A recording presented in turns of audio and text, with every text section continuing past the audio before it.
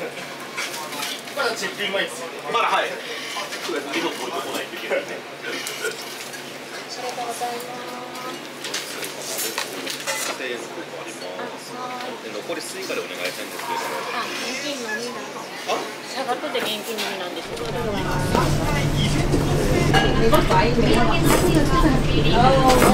さあ、放分線は。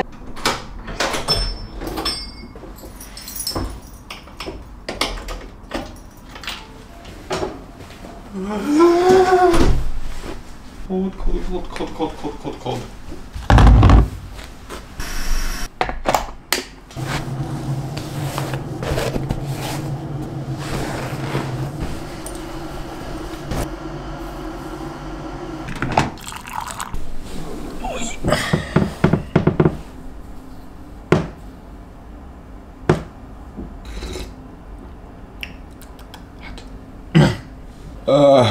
Well, I finished my finals early, and I had a couple days to dink around, so I took a little last-minute trip to Hokkaido. And it's really cold. I haven't been able to decide if it's a blessing or a curse that it's been so warm in Tokyo this whole, like, fall, winter. It's been in the, like, high 60s. So now that I'm up in Hokkaido and it's like 25 degrees, that's like, it's a little bit of a shock to the body. Yeah, so it's hitting me now that I only have like a week left in Japan, which is kind of hard to wrap my head around. I don't know, these last few months have been really all over the place and super transformative. I haven't even begun to process, you know, everything that's gone on in my head. So that's kind of like just dawning on me now that it's kind of coming to an end. I guess something to think about. The camera just had an aneurysm. Gonna set you there. Anyway, yeah, I'm excited to be in Hokkaido because it's kind of like the mecca of sushi, seafood, ramen in Japan, things I'm known to love. So yeah, and since it's winter and snowing, my agenda for this trip is eating, maybe walking around a bit, looking out windows, eating some more. And I'm not gonna lie to you. I could, but I'm not. I've been having a little bit of a rough time around food recently. I don't know. I tend not to talk about stints of mental health struggle in real time because it's really hard to make sense of them. I'm not going to get into it, but I'm not going to pretend it's not happening. I'm doing my best to talk myself into a better headspace. It's not really that simple, but I'm only here for a few days, so it kind of has to be that simple. Realistically, the way to get through it is to just assert some sort of dominance over the parts of my brain that I have a tough time controlling and pretend as if nothing phases me. And then maybe it won't.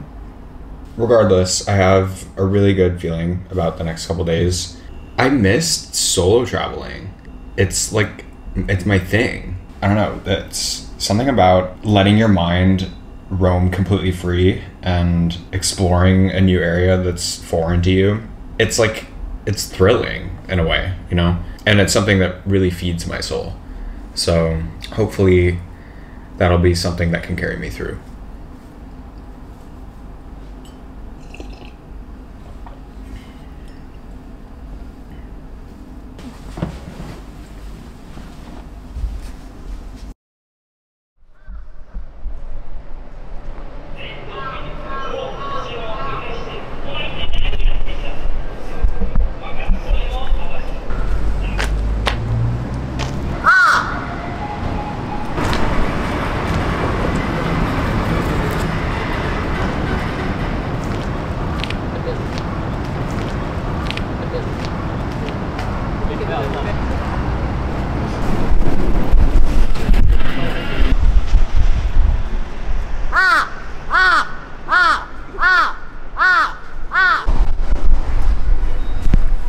The bird just landed on my head. Okay, now he's following me. Okay, I feel like I just got like cursed or something by recording at that shrine. Oh no. Oh no.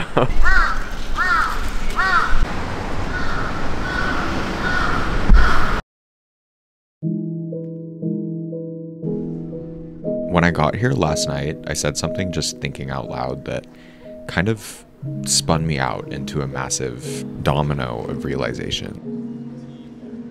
Something I learned how to do in cognitive behavioral therapy is to separate my anxiety from logic.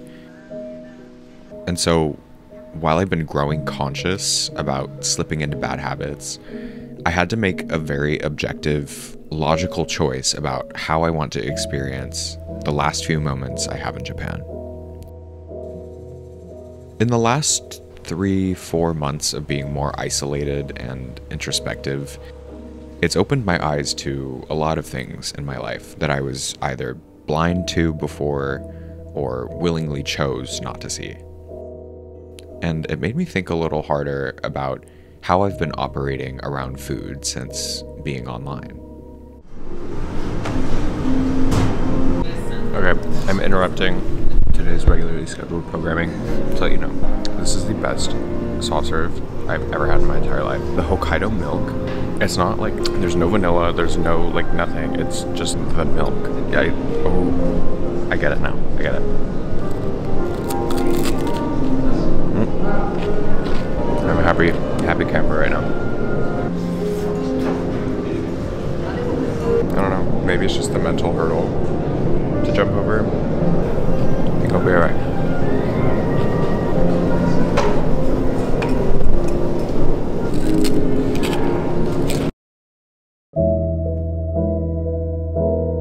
I started making content about food because I thought it would be something I could use to sort of hoist me out of my eating disorder.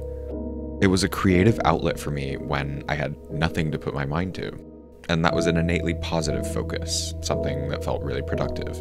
So to attach that to something like food, which I had a lot of problems with and generally something I felt negatively towards, the point was to infuse it with something I loved.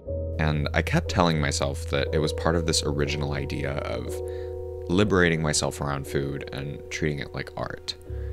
But I didn't realize it was still controlling me, just in a different way. And it was all to paint this picture and prove I could do whatever I want. And I'm not even sure I believed it myself. It always ended up leaving me feeling really empty.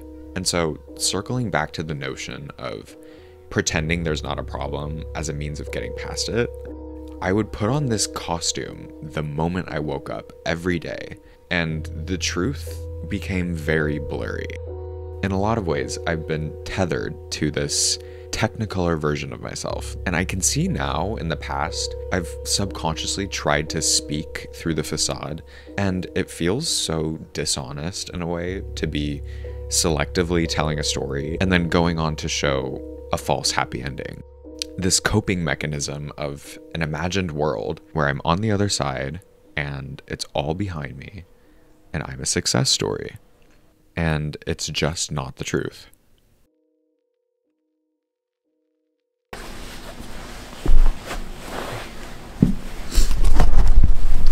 I am not messing around today. Let's see how many layers I got on right now. All right, this is what we're working with. Look at this. 4 layers of Uniqlo heat tech right now. Undershirt, second undershirt, third undershirt, fourth sweater, top layer sweater, jacket. Oh, and then I'm wearing literally the like tights, and I'm still freezing. 2 pairs of socks. Oh, and then gloves. These are also Uniqlo heat tech. Yesterday I had like a full-on panic attack because these heat pads that I bought literally don't work. They just don't work. I started to like, when I get too cold, my brain just kind of powers off and I like completely dissociate. That's kind of what I was dealing with all of yesterday. My brain was completely filled with air. I don't know. Is that the ones that stick too? It doesn't work. I'm gonna try again, but I don't know. If it fails again, I might just like D-word from hypothermia. We'll see. All right. Time for a day trip. Yep.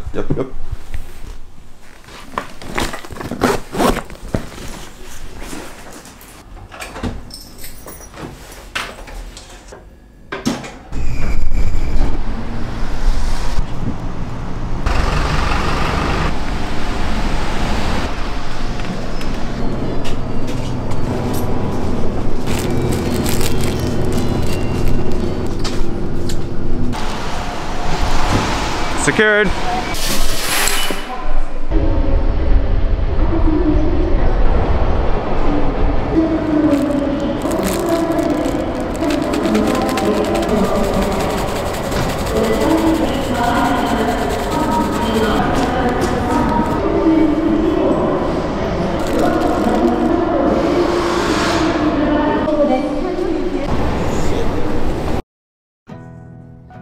Traveling alone has become a real escape for me. It's like a tool I can use to reset whenever things start to spin out, or when things grow too dire in my head, or when I just need a fresh perspective of a world I don't see on loop every day. Being completely alone in a place you've never been can seem incredibly daunting. You're entirely vulnerable, but independent at the same time. The whole experience is in your hands, which is liberating, but also overwhelming. And traveling alone is something that definitely takes practice, but once it clicks, you are open to some of the most eye-opening, profound life experiences you will ever have.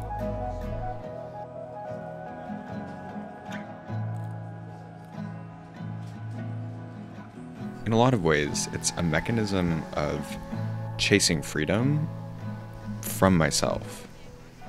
My inner dialogue on a given day is very militant. I'm like a strict parent to myself, and I have very high standards that aren't optional to meet. It's without question, and it's completely instinctual for me. I don't have the option of failing to meet those standards. So when I designate time where my mind is prepared and aligned with the idea of letting go, of being free, and of living moment to moment, it feels liberating in a specific way that I can't really get otherwise.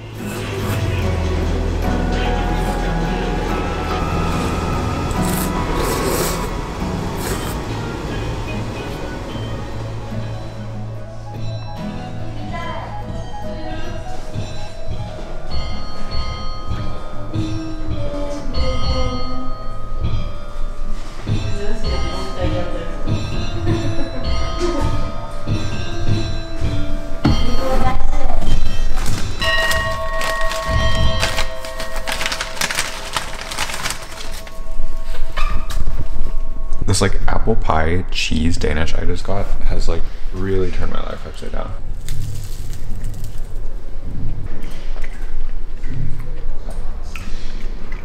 It's like, it's almost like a poached pear, you know? Like really, really tender, but not like mealy apple. And then the cheese that they use. Now I see why Hokkaido is like famous for their dairy. It's like, I can't describe it. It's just like what you know dairy should taste like, but it never does. It's so good.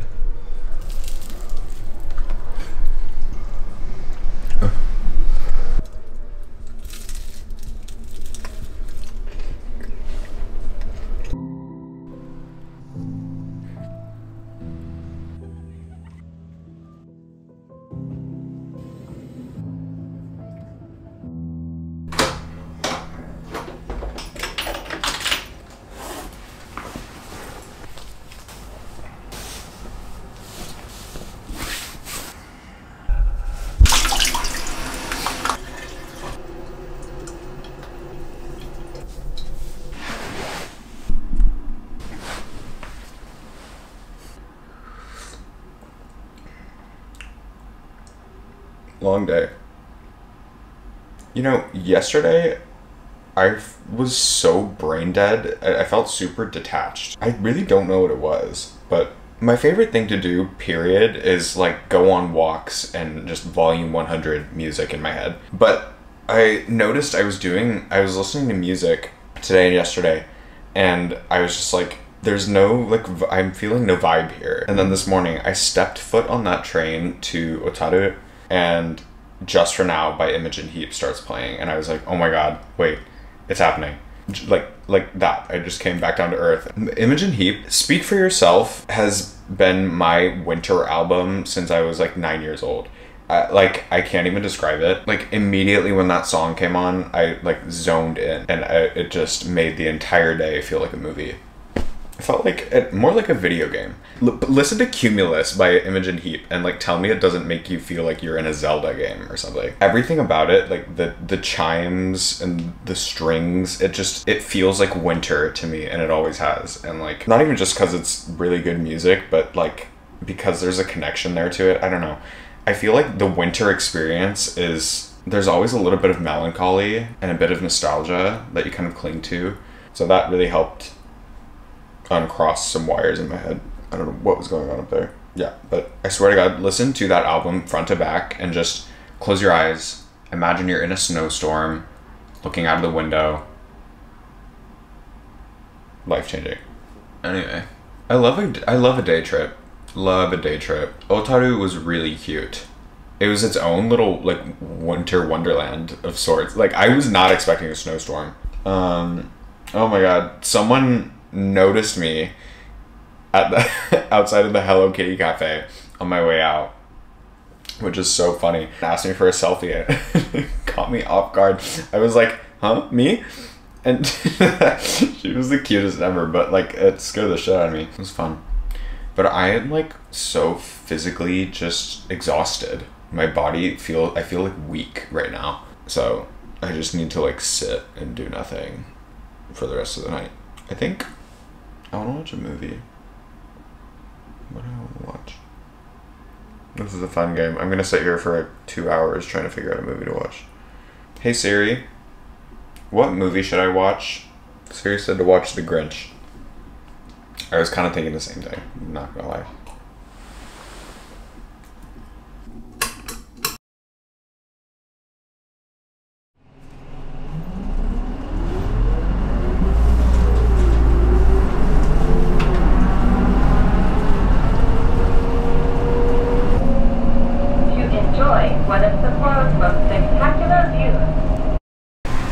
Okay, I just spent maybe 45 minutes on a bus going in the wrong direction. Looking at Google Maps right now is like giving me a serious headache. Now it's saying it's gonna take an hour to get there. What? I'm just walking. I'm gonna walk around the mountain. I'm gonna hit a little speed walk and try and boost my metabolism because I am literally shivering me timbers right now. Holy Christ.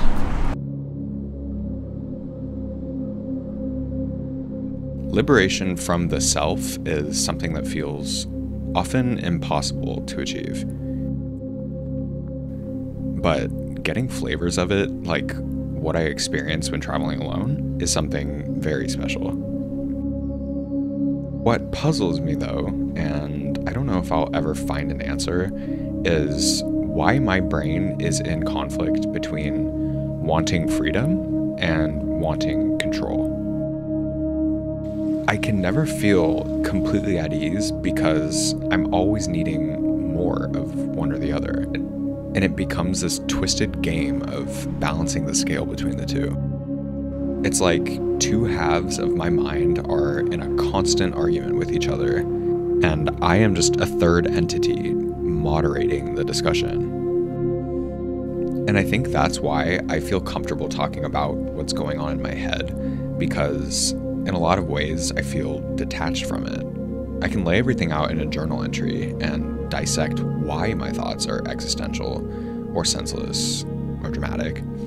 And I feel like I'm able to critique my own thoughts from a bird's eye view.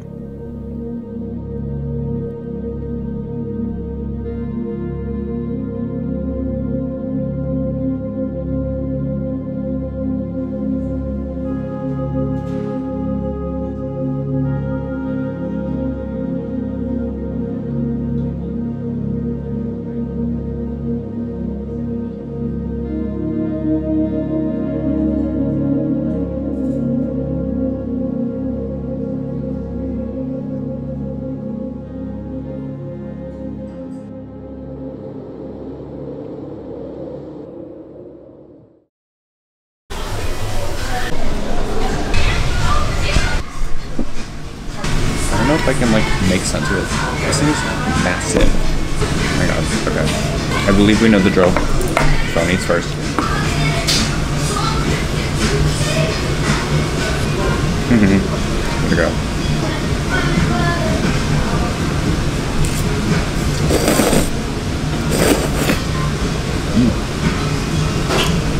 Whoa. Okay, the broth is so rich, it's almost like a sauce. Let me see if I can like show you what I mean. It's literally like a sauce. It's so thick. The like Sapporo style miso ramen is ridiculous. I'm being watched like a hawk right now, by the way. Anyway. Wow, what a wonderful last day to the trip. I think I've successfully backtracked from where I was mentally when I got here, and I'm really proud of that. After a while of just going through the motions and being in my own head through, like, pacing through routines, it, like, I start to completely lose myself in that, and I don't know, I think solo traveling really helps me get back into, like, a clear headspace. In a vacuum, my trip to Hokkaido was flawless. Like, everything went really smoothly. I got to see everything I wanted to see, and yeah, I'm really happy I did it. I almost didn't. I almost was like, being all mopey in my dorm, but like, yeah. I don't really have much else to say. I've just been kind of vibing and exploring this whole trip, so. What is it?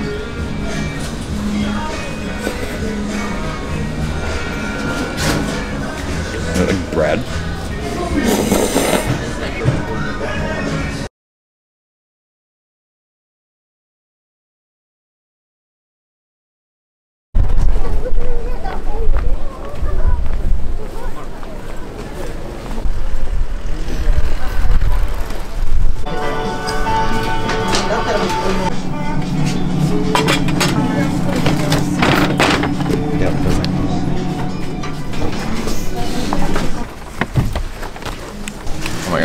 This place has been probably my favorite place that I've discovered in Tokyo. I'm gonna miss this bagel so much. Yes, I brought a knife. Gotta come prepared. Oh, look at that. Oh, stuffed. It's stuffed.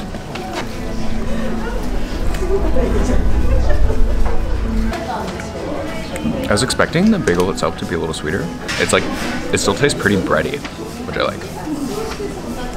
The red bean obviously just tastes like sugar, but it like works. The second one is like Earl Grey with apple and honey. It looks like pine nuts in there. I don't know. The filling is like ricotta and like dried apple, I think. That is not what I was expecting. That's insane though. That is so good. It's better than the matcha one. I'm really gonna miss this bagel place. This is like my 4th time coming here. And that's like, I don't frequent restaurants. That's not my thing. I can't believe it's like actually, the end is nigh. This is like it.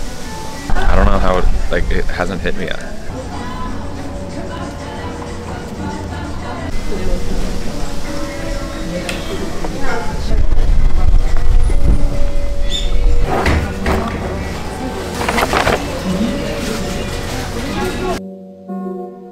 Through this project of open-ended journal entries where I'm just airing out the most dramatic version of my thoughts with no filter, I've been able to really place things in perspective and crawl my way out of a pretty dark spiral.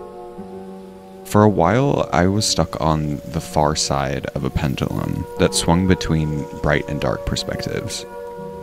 And it feels like I'm ending this chapter in the sphere of consciousness where everything is colored in rose. But something that's unusual is that I can still feel the darker elements.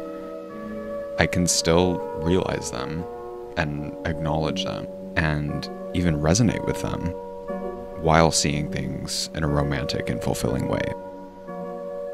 It's a sort of dichotomous perspective that I've never really been able to see before, where things are happy and sad at the same time.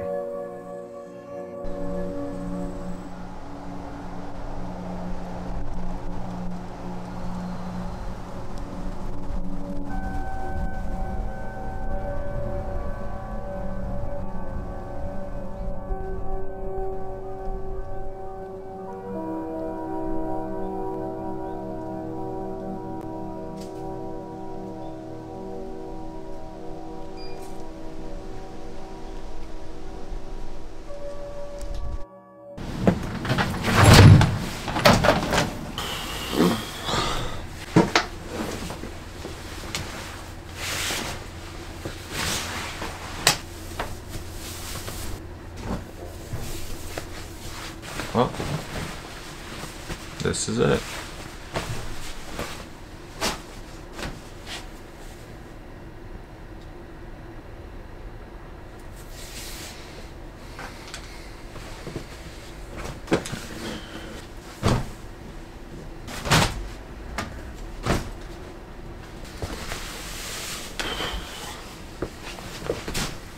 You know, I was thinking about something my last night in Sapporo. I was out on a little walk, just no camera, just like me and my music, just trying to like absorb everything for what I could. And it hit me right then that I really have lived out my dream in a way. And even though for a moment it didn't really feel like it, I feel like I'm ending the trip on a note that feels like I did. It really feels like a full circle experience.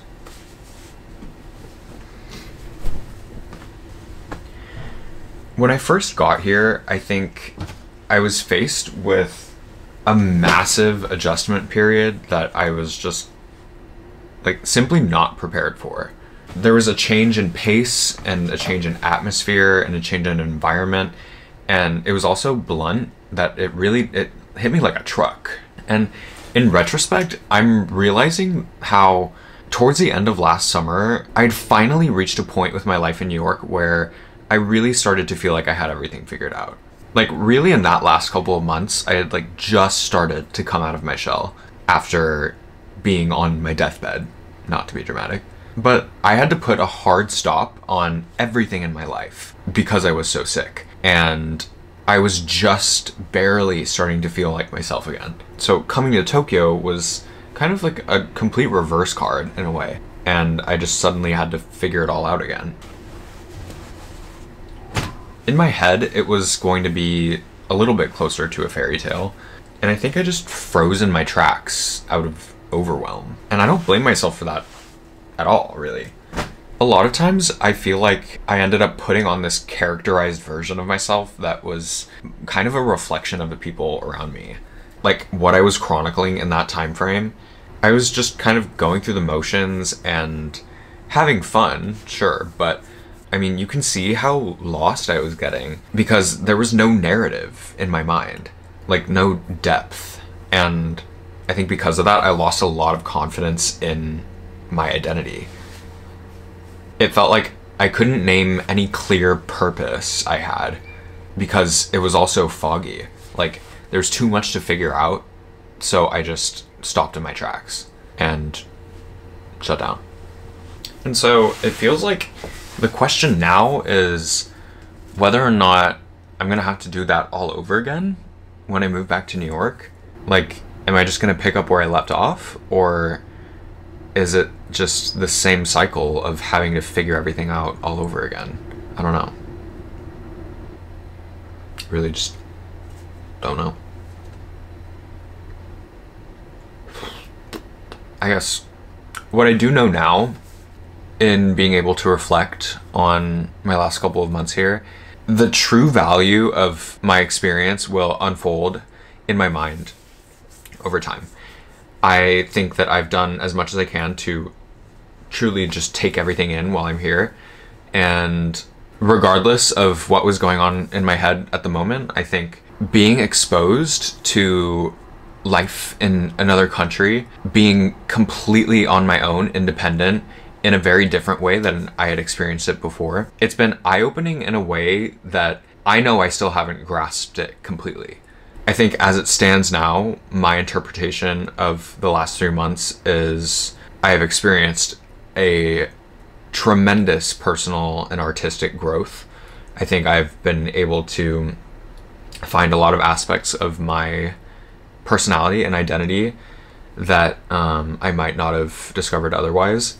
And I'm just overall really proud of the character arc. Overall, I think I just feel pride in what I've accomplished here. And I'm happy I can see its value, even though I might not have my head wrapped around it completely. Does that make sense? Anyway. It's been fun. It's been fun.